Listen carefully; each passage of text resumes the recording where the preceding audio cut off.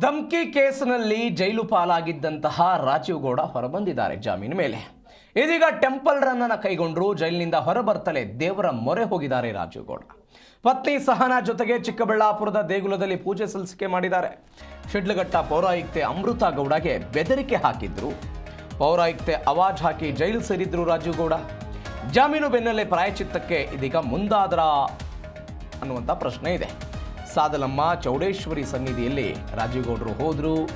2 FIR, ಜೈಲು ವಾಸದ ಬಳಿಕ ಇದೀಗ ತಣ್ಣಗಾಗಿ ಟೆಂಪಲ್ ರನ್ ಮಾಡಿದ್ರ ಅನ್ನುವಂಥ ಪ್ರಶ್ನೆ ಇದೆ.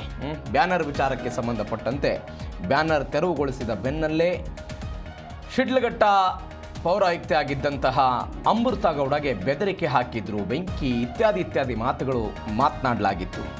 ವ್ಯಾಪಕವಾದಂಥ ಆಕ್ರೋಶ ವ್ಯಕ್ತವಾಗಿತ್ತು. 2 ಪ್ರಕರಣಗಳು ಕೂಡ ಈ ವಿಚಾರದಲ್ಲಿ ದಾಖಲಾಗಿತ್ತು. ತಲೆಮರೆಸಿಕೊಂಡಿದ್ರು. ಅದಾದ ನಂತರ ಕೇರಳದಲ್ಲಿ ಅವರು ಸಿಕ್ಕಿದ್ರು. ಇವರನ್ನು ಬಂಧಿಸಲಾಗಿತ್ತು. ಇದೀಗ ಜಾಮೀನು ಸಿಕ್ಕಿದೆ, ಹೊರ ಬಂದಿದ್ದಾರೆ. ದೇವಸ್ಥಾನಕ್ಕೆಲ್ಲ ಭೇಟಿ ಕೊಟ್ಟಿದ್ದಾರೆ.